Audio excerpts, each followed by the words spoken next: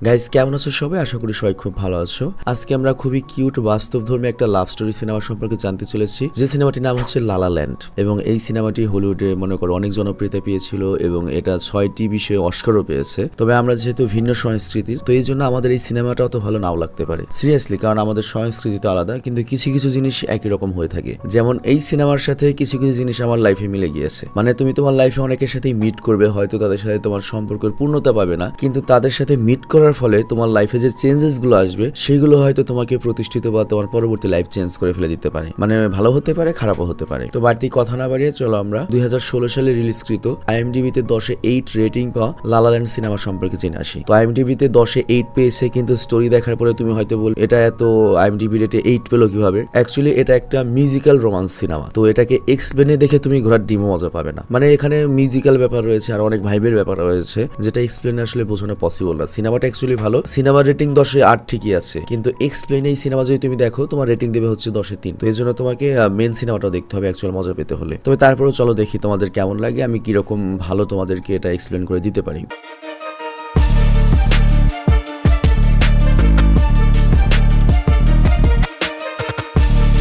তো সিনেমার শুরুতেই আমরা একটা মেয়েকে দেখতে পাই যে গাড়ির মধ্যে ফোনে কারোর সাথে কথা বলছে, আর এই মেয়েটির নাম হচ্ছে মিয়া খালিফা। তবে সে আসলে কারোর সাথে ফোনে কথা বলছে না, অ্যাকচুয়ালি সে তার লাইন মুখস্থ করছিল। মানে করো যে সামনে একটা রিহার্সেল রয়েছে এবং তার অভিনেত্রী হওয়ার খুব শখ, ওই রিহার্সেল না সরি মানে অডিশনের জন্য সে আর কি মনে করে একটা লাইন মুখস্থ করছিল, প্র্যাকটিস করছিল রিহার্সেল। আর তখনই মিয়ার গাড়ির পাশে আরেকটা গাড়ি থামে এবং অনেক হর্ন বাজায়, কারণ মিয়ার গাড়ির জন্য সে সাইড পাচ্ছিল না। মিয়া মনে করো রাস্তার মধ্যে গাড়ি ভিড়ের জ্যামের মধ্যে এমন ভাবে রেখেছিল এবং ফোনে কথা বলছিল, যার জন্য সাইড পাচ্ছিল না। তো এই গাড়িতে আমরা একজন সুদর্শন পুরুষকে দেখি যার নাম হচ্ছে জনি সিন্স। তো জনি সিন্স এখানে রেগে অনেকবার হর্ন দেয়, এই কারণে মিয়া খালিফা গাড়িকে জনি সিন্সকে একটা অ্যাংরি লুক দেয়, কিন্তু জনি সিন্স থেকে থামেই না, আরো কয়েকটা হর্ন বাজিয়ে রেগে সেখান থেকে চলে যায়। তো এরপর মিয়া খালিফা কফি হাউসে যায় যেখানে সে জব করে, আর তখনই তার ফোনে অডিশনের মেসেজ পায়। তো মিয়া খালিফা দ্রুত অডিশন দিতে যায়, আর যখন সে পারফর্ম করছিল তখনই অডিশন রুমের ভিতরে একটা মেয়ে আসে। সে আসলে কাস্টিং ডাইরেক্টরের মনে করো যে ডাইরেক্ট রেফারেন্স এসেছে, মানে বুঝতেই পেরেছো, মনে করো হয়তো কাস্টিং ডিরেক্টরের সাথে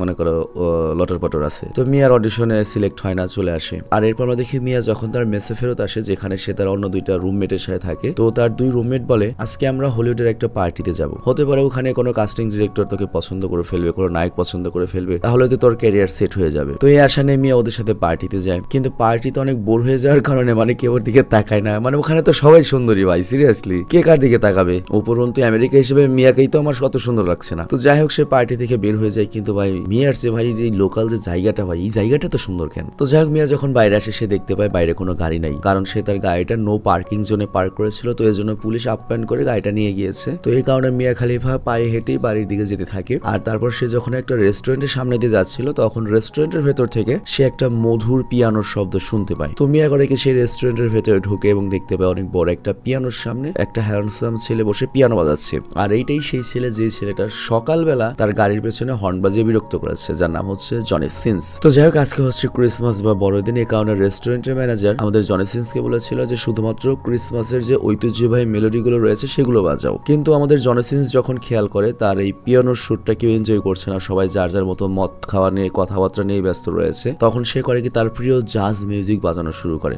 জাজ না জ্যাজ মিউজিক আর কি। আর এই মিউজিকটা সে নিজেই কম্পোজ করেছে। তো আমরা যেহেতু বাংলাদেশি, আমরা জাস্ট গান শোনার দরকার, গান শুনে কিন্তু কোনটা জ্যাজ মিউজিক কিংবা কোন মিউজিক এটা আমরা বুঝি না আর কি। তো যাই হোক আমরা জানতে পারি আমাদের জনি সিন্স জ্যাজ মিউজিক অনেক পছন্দ করে, ভালোবাসে। আর তখন রেস্টুরেন্টের ম্যানেজার এসে ওকে বলে হালার ভালা, তোকে আমি বলছি মেলোডি বাজাতে ক্রিসমাসের, তুই জ্যাজ মিউজিক শুরু করেছিস, তোর চাকরি নট। কিন্তু এখানে জনি সিন্স ম্যানেজারকে বলে আজকে ক্রিসমাসের দিন এরকম না করলেও পারতেন, কিন্তু ম্যানেজার বলে তাতে আমার বাল ছেড়ে গেল এবং ওকে চাকরি থেকে বের করে দেয়। আর আমাদের জনি সিন্সের মুড অফ হয়ে যায়। আর তখন মিয়া খালিফা আসে ওর প্রশংসা করার জন্য, কিন্তু আমাদের জনি সিন্সের মুড তো অনেক অফ রয়েছে, কারণ সে মিয়া খালিফার কোনো কথা না শুনে সেখান থেকে চলে যায়। তো ব্যাপারটা মিয়া খালিফার কাছে অনেক অদ্ভুত লাগে। তো এখানে মিয়া খালিফা বলছে কারণটা হচ্ছে ওর নাম হচ্ছে মিয়া, তো এখানে আমি জাস্ট খালিফা যোগ করে দিয়েছি। আর নায়কের অ্যাকচুয়াল নাম হচ্ছে এখানে সেবাস্টিন, কিন্তু আমি ওকে জনি সিন্স নাম দিয়েছি আর কি। তো যাই হোক এইভাবে কয়েক মাস অতিবাহিত হয়। একদিন মিয়া একটা পুল পার্টিতে যায়, অবশ্যই সেখানেও কোনো একটা কাস্টিং ডিরেক্টরের চোখে পড়তে বা ডিরেক্টরের চোখে পড়তে। তো ওইখানে একটা মিউজিক্যাল ছোট একটা মিউজিক্যাল ব্যান্ডের সাথে আমাদের জনি সিন্স পিয়ানো বাজাচ্ছিল। তো মিয়া খালিফা তো ওকে দেখে চিনে ফেলে এবং একটা গান শোনার ডিমান্ড করে,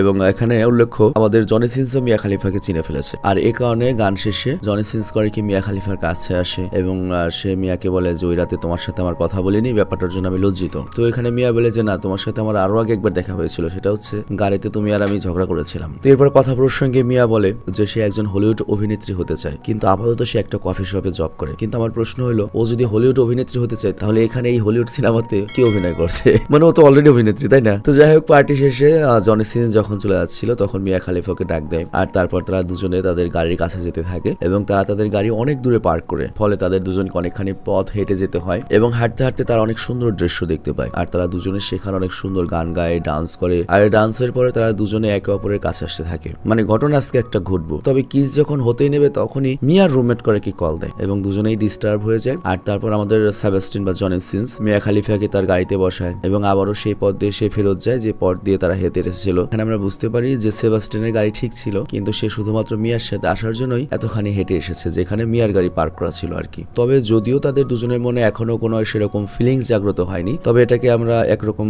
আকর্ষণ বা ভালোবাসা বলতেই পারি। তো পরের দিন সেবাস্টিন বা জনি সিন্স করে কি মিয়া খালিফার কফি শপে আসে যেখানে মিয়া জব করে। আর এই কফি শপটা কিন্তু ওয়ার্নার ব্রাদার্স, আই মিন যারা হলিউডের বড় বড় সিনেমা বানায়, ওই যে অনেক সিনেমার শুরুতে একটা সিংহের ছবি আসে, সেই কোম্পানি আর কি, সেই কোম্পানির আর কি কফি শপ এটা। তো এখানে মিয়া খালিফা আমাদের জনি সিন্স বা সেবাস্টিনকে জিজ্ঞাসা করে তুমি এখানে কি করছো? তো সেবাস্টিন তখন মিয়াকে বলে আমার আসলে এখানে একটা মিটিং ছিল। তো এরপর মিয়া আর সেবাস্টিন কফি হাউস থেকে বের হয়। তো মিয়া তখন সেবাস্টিনকে ওয়ার্নার ব্রাদার্স এর স্টুডিও দেখায় বাইরে থেকে, যেখানে শুটিং চলছিল। তো মিয়া এখানে সেবাস্টিনকে বলে আমার আন্টি একজন অভিনেত্রী ছিলেন আর আমি তার সাথে অনেক পুরনো মুভি দেখতাম এবং ছোটবেলা থেকে আমি গল্প লিখতাম বা রোল প্লে লিখতাম, আর ওখান থেকে আমার একজন অভিনেত্রী হওয়ার স্বপ্ন হয়েছে। আর আমার লাইফের একটা অ্যাম্বিশন, আমি জাস্ট জীবনে অভিনেত্রী হয়ে মরতে চাই। আমার ইচ্ছা হিরো আলমের বউ রিয়া মনির মতো অনেক বড় একটা অভিনেত্রী হতে হবে। তো এই কথা শুনে সেবাস্টিন মিয়াকে বলে আমারও লাইফের একটা স্বপ্ন আছে, আমার জাজ মিউজিক অনেক পছন্দ এবং আমার লাইফের স্বপ্ন হচ্ছে আমি হিরো আলমের জন্য একদিন পিয়ানো বাজাবো। তো এটা শুনে মিয়া বলে না, আমার হিরো আলমকে পছন্দ না, আমার জাজ মিউজিক পছন্দ। তো এই কথা শুনে আমাদের সেবাস্টিন তো রেগে যায়, ধপ করে থেমে যায় এবং সে মিয়াকে বলে তুমি কি বলছো?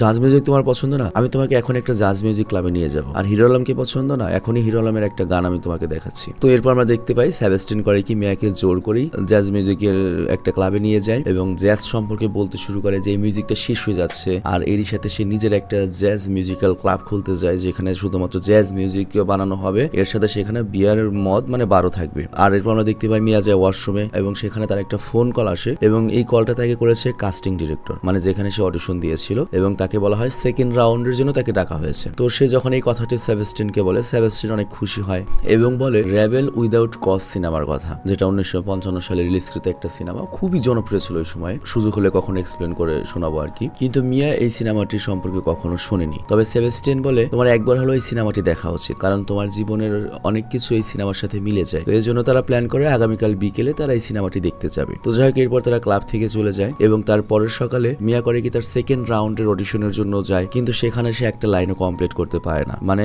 একটা কথা বলার আগেই কাস্টিং ডিরেক্টর ওকে থ্যাঙ্কস বলে পাঠিয়ে দেয়। মানে কাস্টিং ডিরেক্টর জাস্ট ফর্মালিটি পালন করেছে, কোম্পানিকে দেখালো সবাইকে অডিশন নিয়েছে, কিন্তু ও তো ওর মনে করো যে বুঝতেই পারছো রক্ষিতাকে দিয়ে দেবে। তো যাই হোক, এই কারণে মিয়া অনেক আপসেট হয়ে যায় এবং সে বাড়ির দিকে যেতে থাকে। তখনই সে ওই থিয়েটারটা দেখতে পায় যেখানে তার আজকে সেবাস্টিয়ানের সাথে মুভি দেখতে যাওয়ার কথা এবং তার মুখে হাসি চলে আসে। তো এর মানে সেবাস্টিয়ানের কথা তার মনে আনন্দ দেয় এবং সে তাকে পছন্দ করে ফেলেছে। তো এরপর বিকালে সে যখন মুভি দেখার জন্য রেডি হচ্ছিল তখন এখানে গ্রেগ নামের একটা ছেলে আসে, আর গ্রেগ হচ্ছে মিয়ার বয়ফ্রেন্ড এবং গ্রেগ তাকে মনে করায় আজকে আমার ভাইয়ের জন্মদিন, আজকে আমার ভাই তার গার্লফ্রেন্ডের সাথে ডিনার করবে, সেখানে তোমাকেও থাকতে হবে। তো এই জন্য মিয়াকে না চাইতে ওর সাথে যেতে হয়। তো ওখানে আমরা দেখতে পাই মিয়া যদিও সেখানে সশরীরে উপস্থিত ছিল, তবে তার মন সেবাস্টিয়ানের সাথে মুভি দেখতে চাইছিল। তো অনেকক্ষণ নিজেকে কন্ট্রোল করতে পারে আর তারপর বয়ফ্রেন্ডকে বলে যে আমাকে এখান থেকে যেতে হবে এবং সোজা যায় হচ্ছে থিয়েটারে, যেখানে অলরেডি ফিল্ম শুরু হয়ে গিয়েছে। তবে থিয়েটারে অন্ধকারে থাকলেও সে সেবাস্টিয়ানকে খুঁজে নেয় এবং তারা দুজনে ফিল্ম দেখা শুরু করে এবং ধীরে ধীরে কি হয় বুঝতেই পারছো, গার্লফ্রেন্ড বয়ফ্রেন্ড থিয়েটারে গেলে যেটা হয় এক অপরের হাতের সাথে টাচ লাগে এবং তারা দুজনে কিস করার জন্য এগিয়ে যায়। কিন্তু তখনই একটা প্রবলেমের কারণে থিয়েটারের লাইট জ্বলে ওঠে আর তারা তখন থিয়েটার থেকে বের হয় এবং এরপর তারা একটা আইসোলেটেড জায়গায় এসে দুজনে ডান্স করে এবং প্রথমবার এখানে তাদের কিস হয়। তো যাই হোক, এখানে তারা দুজনের রিলেশনশিপে রয়েছে,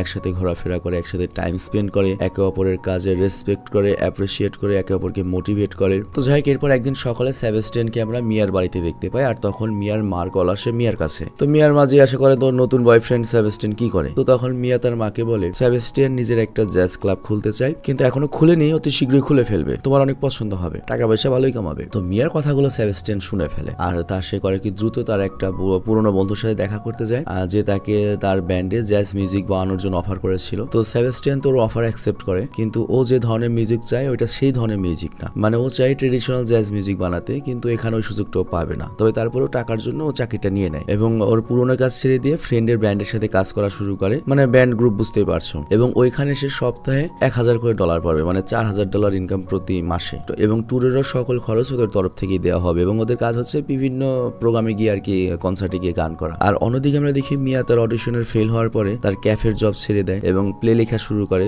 যেমনটা সে ছোটবেলায় লিখতো। অ্যাকচুয়ালি সেবাস্টিয়ানই তাকে বলেছিল একটা সোলো প্লে তার লেখা উচিত, যেটা সে নিজে পারফরমেন্স করবে। সোলো প্লেটা কেমন আমি বোঝাই, ওই যে অনেকে থাকে না কবিতা বা গদ্য লিখে নিজেই সেটাকে আবৃত্তি করে সুন্দর করে অভিনয় করে এই টাইপের কোনো একটা কিছু। তো যাই হোক, তারা দুজনেই তাদের জীবন এবং কেরিয়ারকে এগিয়ে নেওয়ার জন্য পরিশ্রম শুরু করে। সেবাস্টিয়ানও তার বন্ধুর ব্যান্ড জয়েন করার পরে অনেক বিজি হয়ে যায়, লাগাতার ট্যুর করে বেড়ায়। তার লাইফ এখন সেট হয়ে গিয়েছে, মোটামুটি $4-5 হাজার মাসে ইনকাম, মানে 6-7 লাখ টাকা প্লাস ফেমও পেয়ে গিয়েছে, মোটামুটি ভালো পরিচিত হয়ে গিয়েছে। তো এরপর একদিন রাতে মিয়া ওকে কল করে এবং বলে আমি তোমাকে অনেক মিস করছি। তো হারামজাদা সেবাস্টিয়ান করে কি ওই রাতে ওর সাথে দেখা করতে আসে। আর রাতে যখন তারা ডিনার করতে বসে তখন সেবাস্টিয়ান তাকে জিজ্ঞাসা করে তুমি যে মিউজিকটা প্লে করেছো তুমি কি সেটা পছন্দ করো, মানে যে কাজ বর্তমানে করছো। সেবাস্টিয়ান বলে আমার পছন্দ হলো কি না হলে এতে কিছু যায় আসে না। মিয়া বলে হ্যাঁ অবশ্যই অনেক কিছু যায় আসে, তুমি এই কাজ করতে চাও না কিন্তু তুমি সারা বছর ধরে ওই কাজই করবে, কিন্তু তোমার স্বপ্ন তো ছিল অন্য কিছু, তুমি মিউজিক ক্লাব খুলবে যেখানে তুমি তোমার পিওর জ্যাজ মিউজিক চালাবে। তো সেবাস্টিয়ানের কথাগুলো বুঝতে পারে না যে শালিক তোর জন্য আমি চাকরিতে গেলাম, এখন আমি সফল হয়েছি, আবার তুই উল্টা কথা বলছিস। এবং সে মিয়াকে বলে আমি যখন অসফল ছিলাম তখন তুমি আমাকে বেশি পছন্দ করতে,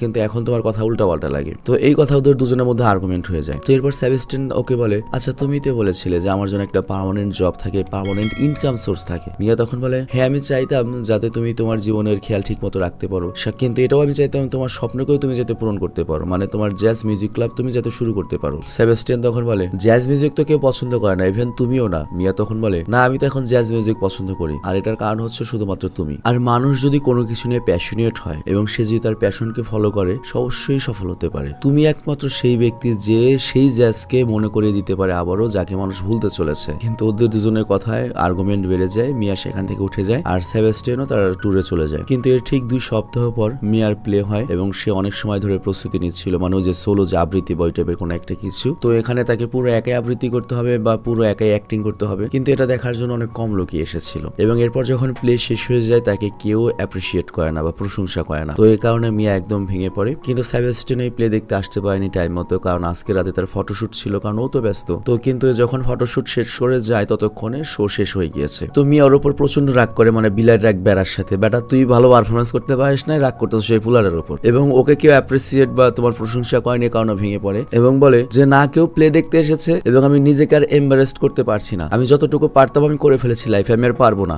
আমি আমার মায়ের বাড়িতে চলে যাবো আর তোমার সাথে আমার ব্রেকআপ। সিরিয়াসলি ভাই এটা কোনো ভাই রিলেশন হলে এটা কোনো সিস্টেম ভাই, এইভাবে দুনিয়া কাজ করে। তো যাই হোক এইভাবে ব্রেকআপ হয়। আর এর কিছুদিন পরে সেবাস্টিয়ানের কাছে একটা কল আসে, আর কলটা ছিল হচ্ছে একজন কাস্টিং ডিরেক্টরের। আর সে তাকে জানায় মিয়া তাদের কল ধরছে না, এজন্য তারা তাকে কল দিয়েছে। অ্যাকচুয়ালি মিয়া ওই যে সিভির মধ্যে সেবাস্টিয়ানের নাম্বার দিয়েছিল হচ্ছে অ্যাডিশনাল নাম্বার হিসেবে। তো কাস্টিং ডিরেক্টর মূলত ওই মিয়ার প্লে দেখতে গিয়েই দেখেছিল এবং সে চায় যে তার ফিল্মের জন্য মিয়া অডিশন দিক। তো যাই হোক এরপর সেবাস্টিয়ান করে কি মিয়ার মার বাড়িতে যায় এবং মিয়াকে বলে তোমার শো একজন কাস্টিং ডিরেক্টর দেখেছিল এবং সে তোমার কাজ অনেক পছন্দ করেছে এবং তারা অনেক বড় ফিল্ম বানাতে চাচ্ছে, তুমি যদি চাও অডিশন দিতে পারো।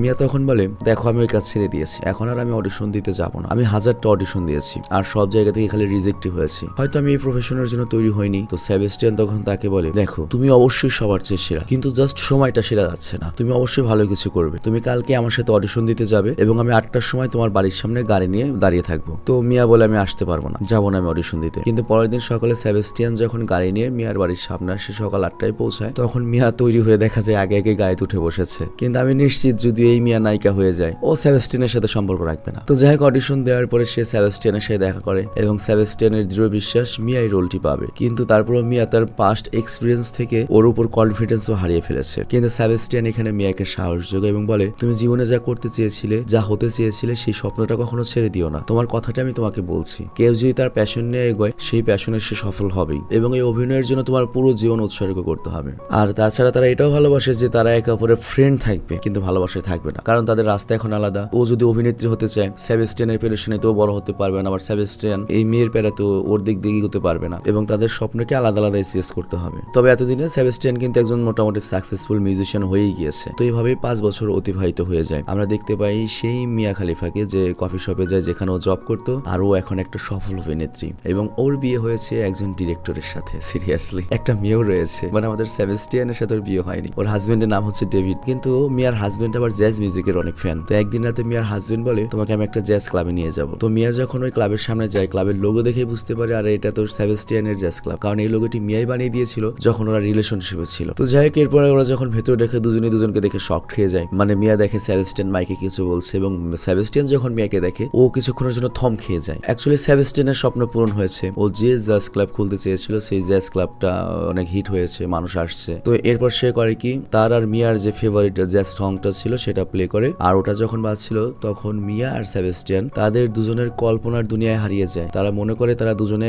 একে অপরের চেয়ে কখনোই আলাদা হয়নি, তারা একসাথেই দুজনে রয়েছে। তো এখানে কেউ কারোর সাথে কথাও বলে না, কেউ কাউকে যে চেনে এটা বুঝতেও দেয় না। তো এরপর মিয়া যখন ওর হাজবেন্ডের সাথে চলে যাচ্ছিল তখন সে জাস্ট সেবাস্টিয়ানের দিকে একবার তাকায় এবং স্মাইল করে সেখান থেকে চলে যায়, আর সেবাস্টিয়ানও সেখানে দাঁড়িয়ে স্মাইল করে এবং ওখানে মুভিটা শেষ হয়। তো এই মুভিটা তোমার কাছে হয়তো ভালো লাগে না, কিন্তু আমি এখানে আমার লাইফের প্র্যাকটিক্যাল একটা ব্যাপার বলি। কোনো এক সময় ইউটিউবার হওয়ার একবারে পূর্বে আমার লাইফে অল্প সময়ের জন্য, কয়েক মাসের জন্য এরকম একজনের সাথে মিট হয়েছিল। তখন আমি মোটেও প্রতিষ্ঠিত না, খুবই খারাপ অবস্থা। তো আমি তখনও তো ম্যাচুইট, 7 বছর আগেও তো আমার বয়স 28 বছর। তো এই অবস্থায় তো একটা রিলেশনশিপ বা সিরিয়াস রিলেশনশিপ বা বিএটি এর পর্যায়ে যাওয়া যায় না, কিন্তু actually we use to be good friend এবং continuously I have been motivated by her, এবং এর ফলেই কিন্তু আমি ইউটিউবার হয়েছি। আমাদের ফার্স্ট যে ভিডিওটা চ্যানেলে যে ভিডিওগুলো আপলোড রয়েছে এগুলো কিন্তু ফার্স্ট ভিডিও না। আমার ফার্স্ট ভিডিওর ক্লিপ একটা জায়গায় আছে, মাত্র 5 সেকেন্ডের একটা ক্লিপ তৈরি করেছিলাম আমি ফার্স্ট ভিডিওর। সেই ক্লিপটা আমি যদি খুঁজে পাই আমি তোমাদের এই ভিডিও লাস্টে লাগিয়ে দেবো। ওটা আমার লাইফের প্রথম কোনো ইউটিউব ভিডিও ছিল। তো ওই ভিডিওটা আমরা একসাথে বসে বানিয়েছিলাম। তার সাথে আমার আর কখনোই দেখা হয় নাই, লাইফে কখনো আর দেখা হবেও না, but we are still remember each other, still good friends. কিন্তু ওর যে সংস্পর্শটা সেটা কিন্তু আমার লাইফটাকে অনেকটা চেঞ্জ করে দিয়েছিল। এবং একটা সত্যি কথা বলি, ওই সময় মনে করো যে আমার খুব খারাপ অবস্থা, আব্বু নাই, পড়ালেখা শেষ করে মনে করো যে বেশি পড়ালেখা করলে যে সমস্যাটা হয় সেই অনুযায়ী যদি চাকরি না পাও তাহলে কিন্তু সমস্যা। আবার আত্মীয় স্বজন তোমার যে চাকরি এনে দেবে তারা তো তোমার যোগ্যতা অনুযায়ী চাকরি এনে দেবে না। তো এই কারণে ওটা না করলেও আত্মীয় স্বজন রাগ হয়, কিন্তু তুমি তোমার ইগোর জন্য যে কোনো কাজ করতেও পারতেছো না। খুব বাজে একটা টাইম ছিল আমার তখন, আমি তখন ঢাকায় থাকতাম আর কি। তো তখন আমার অনেক হীনমন্যতা ছিল, আমার কাছে নিজের অনেক খারাপ মনে হতো। আমি কখনো লাইফে মেয়েদের সাথে আমি কথাই বলতে পারি না, আমি জীবনে রিক্সা উঠে নাই, জীবনে আমি পার্কেও যাই নাই তার আগে। কিন্তু ফার্স্ট টাইম আমার কাছে ওর মাধ্যমে আমার ফার্স্ট টাইম মনে হয়েছে যে আমার ভিতরে পটেনশিয়ালিটি রয়েছে, আমি লাইফে কিছু করতে পারবো। অলওয়েজ আমাকে বলতো যে আপনি বড় একটা কিছু হবেন কোনো একটা সময়, মানে সবসময় আমাকে অ্যাপ্রিসিয়েট করতো। সবসময় আমি যে লুকে আসি তখন কিন্তু আমার চুলো নাই, ক্যাপ পরে থাকি, অত হ্যান্ডসামও না এখন, মানে যাই ভাবেই থাকি আমি, মানে সবসময় আমাকে অ্যাপ্রিসিয়েট করতো, সবসময় আমাকে পুশ করতো। তার জন্যই কিন্তু আমি এই পর্যন্ত এসেছি। মানে সিরিয়াসলি ওর সাথে মিট করা আমার লাইফের একটা টার্নিং পয়েন্ট ছিল। তো আমি কিছু কিছু গল্প আছে এগুলো আসলে বলা যায় না, কারণ আমার ফ্যামিলি আছে, আমার আছে, অনেক কিছু এখন বলা পসিবল না। কিন্তু আমার ফুল লাইফটা ভাই একবারে কসম আল্লাহ শুরু থেকে এই পর্যন্ত ফুললি সিনেম্যাটিক। তো এর মধ্যে রোমান্স আছে, অ্যাকশন আছে, ট্র্যাজেডি আছে, হ্যাপিনেস আছে, কমেডি আছে। আমার লাইফে নাই বলতে কোনো কিছু নাই। তো যাই হোক, আমি বিদায় নিচ্ছি। ভালো থেকে সুস্থ থেকো, টেক কেয়ার, বাই বাই।